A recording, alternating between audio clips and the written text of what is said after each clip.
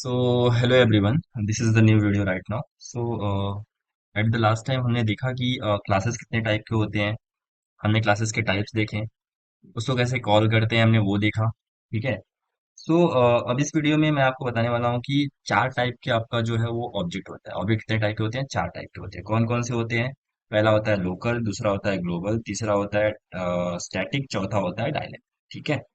सो इन चारों का जो है एक्सप्लेनेशन और मैं इनका जो है आपको डेफिनेशन वगैरह तो आपके स्क्रीन पे दिख ही रहा होगा, बट मैं आपको इसको एक्सप्लेन करता हूँ कि क्या कैसे ये वर्क करते हैं रियल रियल टाइम या रियल लाइफ एग्जांपल के साथ. ठीक है.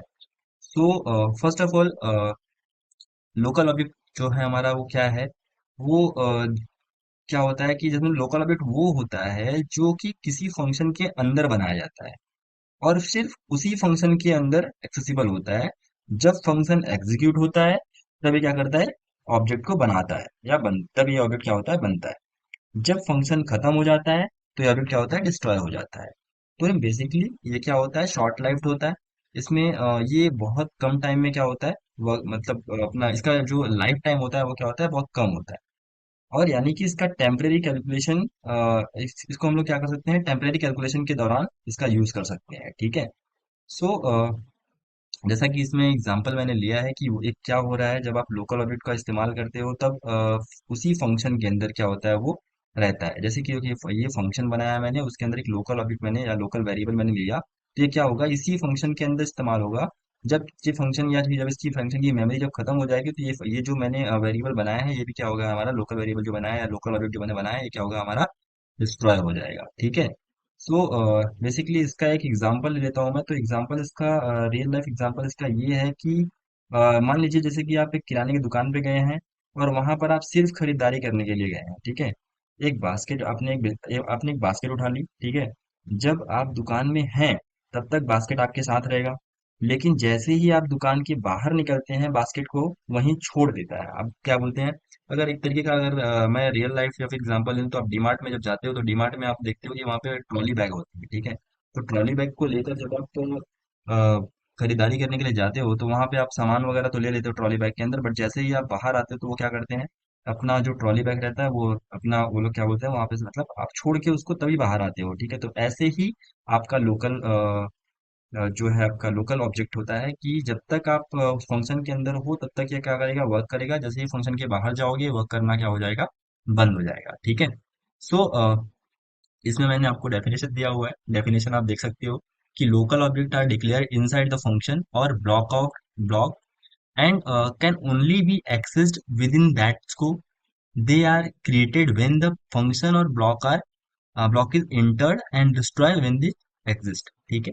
तो जैसा कि मैंने बोला, जैसा मैंने आपको एग्जांपल दिया, एक तरीके का रियल लाइफ एग्जांपल दिया मैंने कि जब आप डीमार्ट या फिर जब आप किसी भी शॉपिंग सेंटर पे जाते हो तो जब आप वहाँ पे ट्रॉली वगैरह यूज करते हो, यूज करके तो आप सामान वगैरह ले लेते हो, लेकिन जैसे ही आप उस डीमार्ट से या आप उस शॉपिंग वे से जब आप बाहर आते हो तो आपको वो ट्रॉली वहीं पे रखनी पड़ती है. ठीक है. तो ये एक तरीके का क्या हो गया? इसमें हम लोग देख सकते हैं कि ये हमारा डीमार्ट हो गया, ये हमारा फंक्शन जो है वो हमारा डीमार्ट है. इसके अंदर ये जो चीजें हैं ये क्या हमारी हमारी ये सॉरी ये आपका जो हो गया वो ट्रॉली हो गया. ठीक है. और ये जो है आपका ये क्या है? आपका जो सामान आपने लिया है वो है. ठीक है. तो आपको ये चीजें क्या करनी पड़ेंगी संभालने के? जब आप जैसे ही आप बाहर आओगे, सॉरी ये आपका डीमार्ट, ये आपका जो है आप ट्रॉली, अगर आप इस ट्रॉली के अंदर जितने भी सामान भरने हैं आप भर लो, लेकिन जैसे ही आप इसके बाहर आओगे वैसे ही आपको इसको क्या करना पड़ेगा? यहीं पे छोड़ना पड़ेगा. ठीक है. सो ये हो गया आपका रियल लाइफ एग्जांपल के साथ मैं आपको ये बता दिया कि कैसे ये वर्क करता है. ठीक है. आई होप ये समझा होगा. और बेसिकली इसका यूज जो रहता है वो नॉर्मल कैलकुलेशन के टाइम पे होता है, जैसे कि एरिया ऑफ सर्कल निकाल लो, एरिया ऑफ रेक्टेंगल निकाल लो, इस काइंड ऑफ थिंग्स के जरिए यहाँ पर ये क्या होता है? इसका यूज होता है. और इसका एक ड्रॉबैक भी होता है कि जब आप फंक्शन के बाहर जाते हो तो क्या होता है? ऑब्जेक्ट को एक्सेस कर ही नहीं पाते हो. ठीक है. तो इसका मेन जो ड्रॉबैक है वो यही है कि जैसे ही आप फंक्शन के बाहर जाते हो ऑब्जेक्ट को एक्सेस नहीं कर पाओगे. ठीक है. सो ये रहा हमारा लोकल ऑब्जेक्ट. अब हम चलते हैं नेक्स्ट जो है हमारा ग्लोबल ऑब्जेक्ट. ठीक है. तो ये रहा ग्लोबल ऑब्जेक्ट. सो ग्लोबल ऑब्जेक्ट क्या होता है? ग्लोबल ऑब्जेक्ट वो ऑब्जेक्ट होते हैं जो पूरे प्रोग्राम में एक्सेसिबल होते हैं. ठीक है. इसे फंक्शन के बाहर डिक्लेयर किया जाता है और प्रोग्राम शुरू होने से पहले ही क्या होती है क्या होते हैं? मेमोरी में आ जाते हैं. ठीक है. जैसे ये प्रोग्राम खत्म हो जाता है तब इसे आप क्या कर सकते हैं, डिस्ट्रॉय कर सकते हैं, या फिर ये क्या होता है, अपने आप डिस्ट्रॉय हो जाता है। ये किसी भी फंक्शन के अंदर क्या होते हैं, एक्सेसिबल होते हैं। ठीक है। सो ग्लोबल ऑब्जेक्ट के दौरान अब देखो, ग्लोबल ऑब्जेक्ट क्या किया है यहाँ पे मैं बताता हूँ आपको कि ग्लोबल ऑब्जेक्ट क्या हो गया, ये हो गया ग्लोबल ऑब्जेक्ट, जो कि क्या होगा, पहले ही बन गया। ठीक है। सो ग्लोबल ऑब्जेक्ट पूरे प्रोग्राम के दौरान जिंदा रहते हैं, पहली चीज तो पूरे प्रोग्राम के दौरान ये क्या करते हैं, अपना चलते रहते हैं। इस प्रोग्राम के बीच इस प्रोग्राम में कभी भी किसी भी हिस्से से क्या कर सकते हैं, आप इसको कॉल कर सकते हैं। ठीक है। लेकिन इसका एक ड्रॉबैक भी होता है, डाउन साइड भी होता है, कि अगर आप बहुत सारे ग्लोबल ऑब्जेक्ट बना देते हैं तो यह समझना मुश्किल हो जाएगा कि फंक्शन, कौन सा फंक्शन किस ऑब्जेक्ट को क्या करता है, मॉडिफाइड कर रहा है। ठीक है। इससे क्या होगा, बग आ जाते हैं आपके कोड के अंदर, जिससे आपको क्या होता है, कोड को डिबगिंग करने में क्या होती है, आपको मुश्किल हो जाती है। इसका एक रियल टाइम एग्जांपल भी है, वो ये है कि आप इमेजिन करो कि आपके घर में क्या है, वाईफाई राउटर है। ठीक है। अब ये राउटर क्या होगा, हर जगह एक्सेसिबल होगा। आपका फोन हो सकता है वो उसके अंदर एक्सेसिबल हो, आपका लैपटॉप हो सकता है, या कोई भी डिवाइस, आपका एक्स वाई जेड डिवाइस कोई भी यूज कर सकता है। ठीक है। इसको, ये घर के हर कोने में काम करता है। लेकिन, और जब तक आप घर में हो, तब तक क्या कर सकते हो, इसका कनेक्टिविटी मिलती रहती है। लेकिन जैसे ही आप घर से बाहर जाते हो तो क्या होता है, इसका कनेक्टिविटी टूट जाता है। ठीक है। ऐसे ही मैं आपको एक और एग्जांपल बताता हूँ कि ब्लूटूथ का। ठीक है। ब्लूटूथ आप कब तक यूज करते हो, जब तक आप उसके दायरे में हो, उसके रेंज में हो, तब तक आप उसको यूज कर सकते हो। जैसे ही आप उसके बाहर जाओगे, वो क्या होगा, डिस्कनेक्ट हो जाएगा। ठीक है। तो ये एक तरीके का आपका ग्लोबल ऑब्जेक्ट हो गया। सो ग्लोबल ऑब्जेक्ट में देखो, ये क्या हो गया, ये आपका कनेक्टिविटी डिवाइस हो गया एक तरीके से, या आपका ब्लूटूथ हो गया, या आप उसका फंक्शन हो गया। जब तक आप इस फंक्शन के अंदर हो, तब तक आप क्या कर सकते हो, इसके अंदर वर्क कर सकते हो। लेकिन जैसे ही इस फंक्शन के बाहर जाओगे, आप इसको एक्सेस नहीं कर पाओगे। आई होप समझा होगा। ठीक है। और इसका हम लोग यूज करते हैं वेब एप्लीकेशन के अंदर most of time.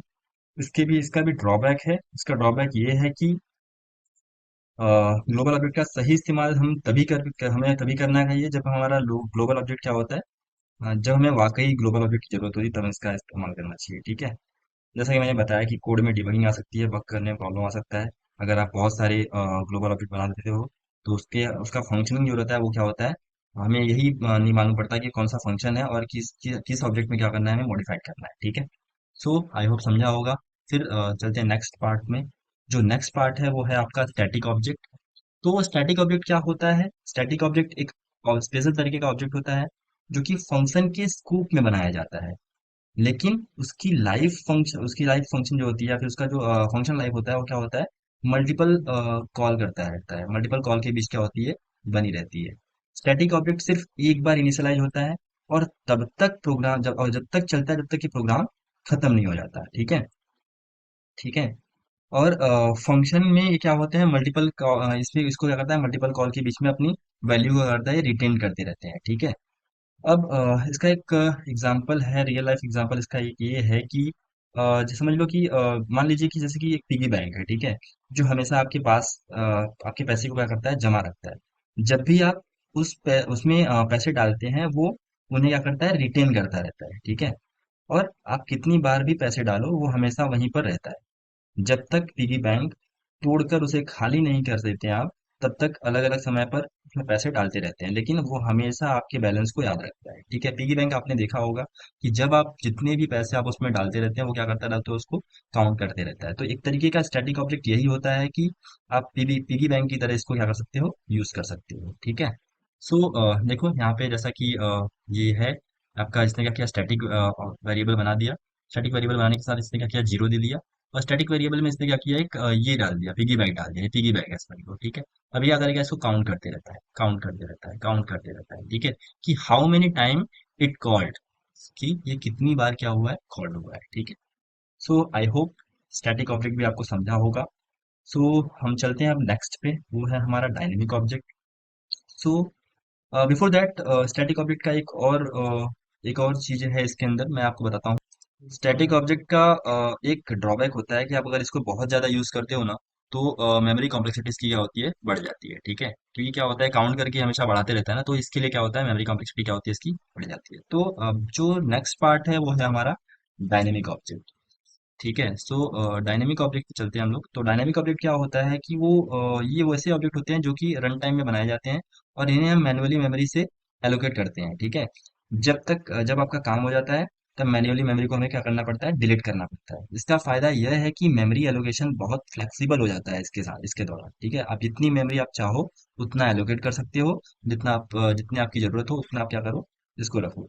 For example, मैं आपको बता देता हूँ एक तरीके से। इसका रियल टाइम एग्जाम्पल ये है कि मान लीजिए आपको किराए पर एक कार लेनी है। जब भी आपको जरूरत होती है, आप किराए पर कार लेते हो। ठीक है, आप उसका यूज करते हो। जब आपकी जरूरत खत्म हो जाती है तो क्या करते हो, आप कार को वापस कर देते हो। इसका फायदा यह है कि आपको कार की जरूरत हो तो तभी आप किराया देते हो, और बाकी समय में आप क्या करते हो, पैसा खर्च नहीं करते हो। तो एक तरीके से ऐसा हो गया कि आपने अपना यूज में समझ लो कार हो गया, आपने कार लिया, अपना यूज किया, यूज करने के बाद आप क्या किया, उसको रिटर्न कर दी। तो डायनेमिक ऑब्जेक्ट जो होता है एक तरीके से ऐसे ही वर्क करता है। ठीक है, इसका ड्रॉबैक होता है कि अगर आप मेमोरी को फ्री करना भूल जाते हो, ठीक है, तो क्या होती है, मेमोरी लीक हो जाती है। ठीक है, जिससे प्रोग्राम के परफॉर्मेंस में क्या होता है, असर आता है या असर पड़ता है। इसलिए डायनेमिक ऑब्जेक्ट जब भी आप डायनेमिक ऑब्जेक्ट के साथ हमेशा आप क्या करो, एक डिलीट का इस्तेमाल करो।